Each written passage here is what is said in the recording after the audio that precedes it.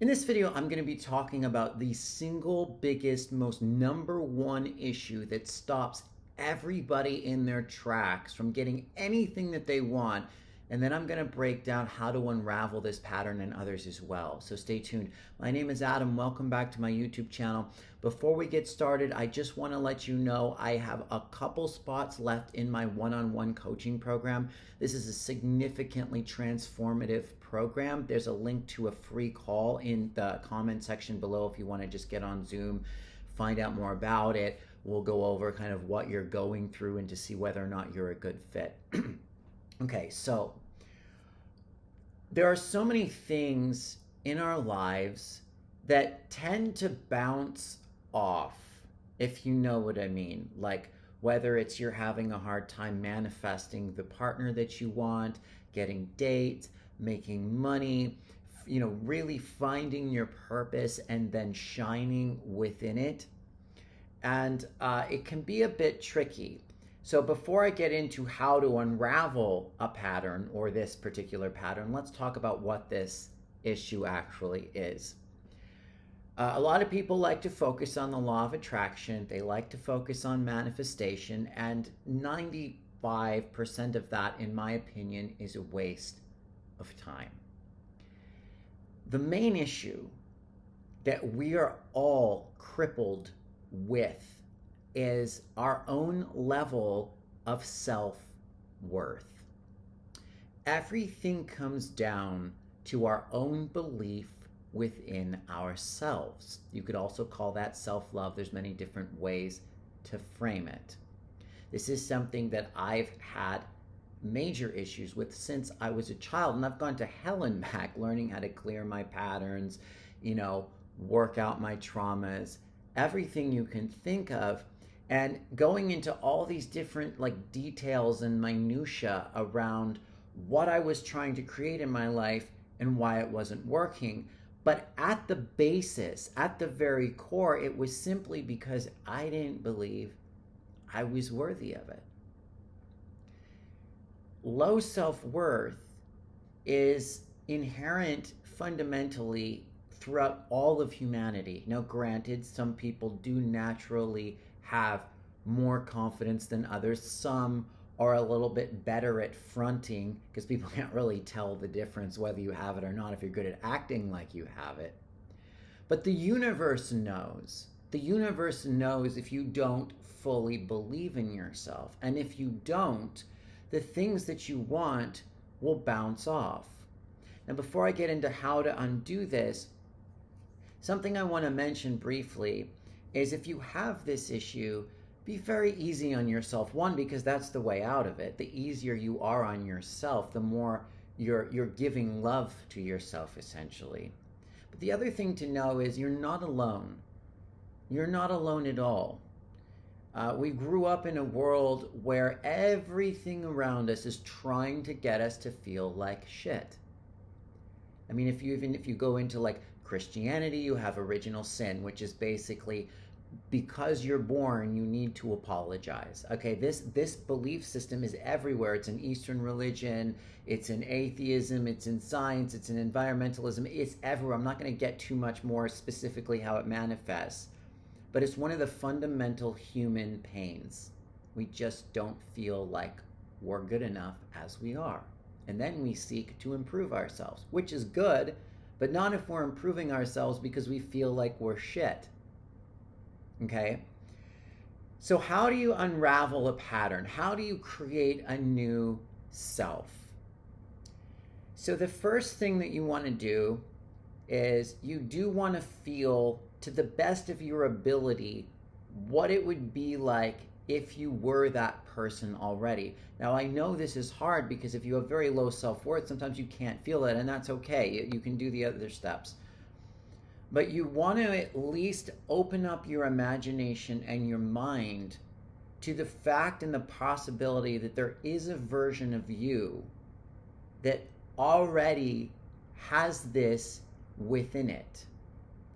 You want to use your imagination to quantumly tap into this aspect of yourself and these different patterns that this confident person would have. and ask yourself, like, what would that feel like?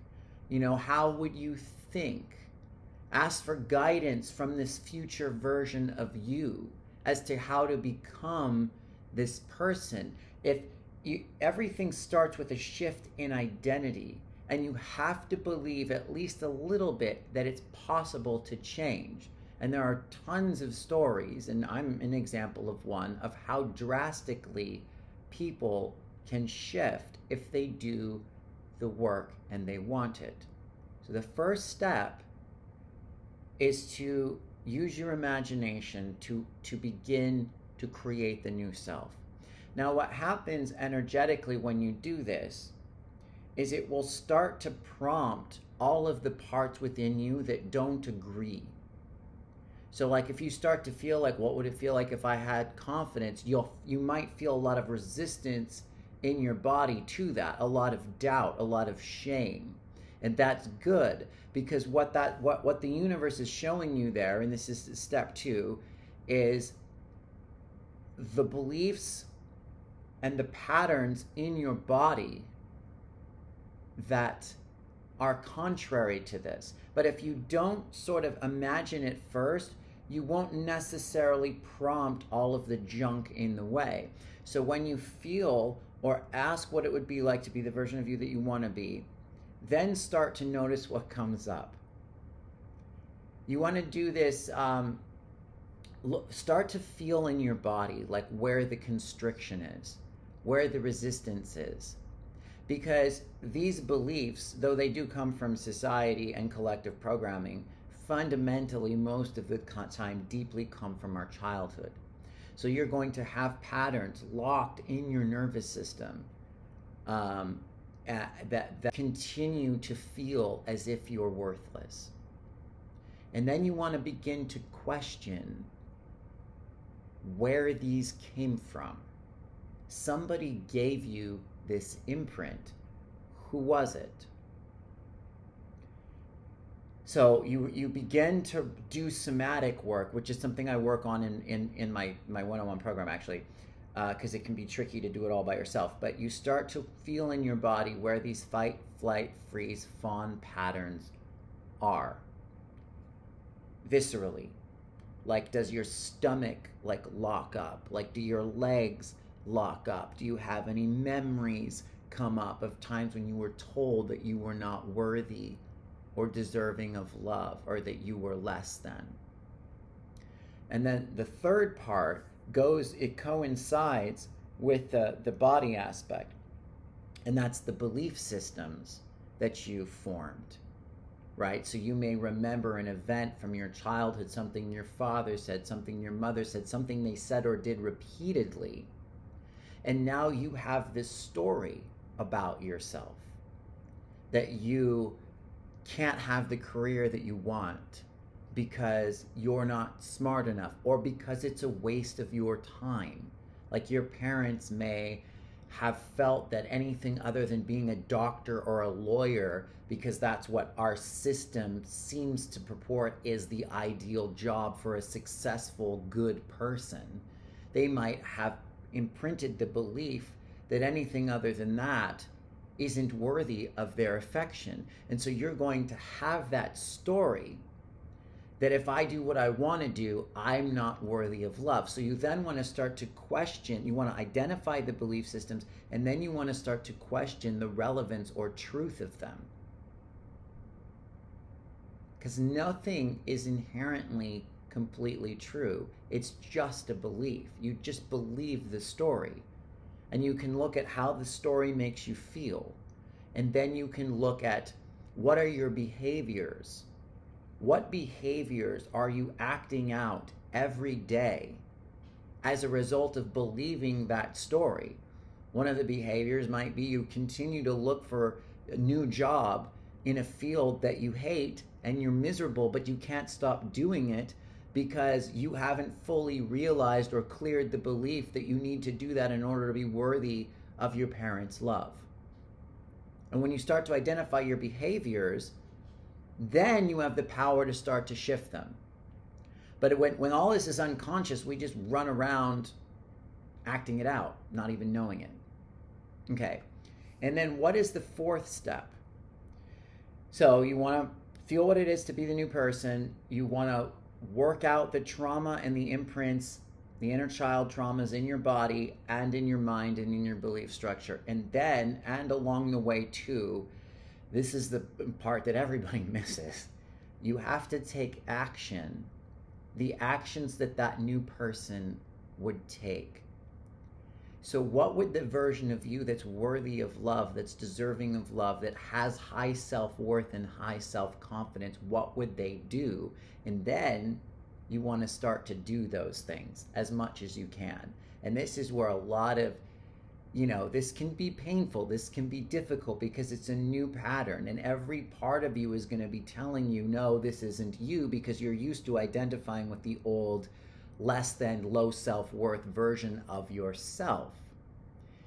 And people kind of split here, where some people just force you to take action all the time and other people just spend all their time healing. The truth is you got to do both. If you keep taking contrary action to become the person you want to be, but you have a lot of trauma, it's going to overload your nervous system.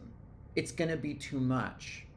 And if you push too hard, you're pushing over this belief that you're not worthy of love, and you're not giving yourself love because your body's screaming for a break and to stop and to, have you be compassionate toward it. And you're just pushing over it, which reaffirms the old belief system that you're not worthy of love.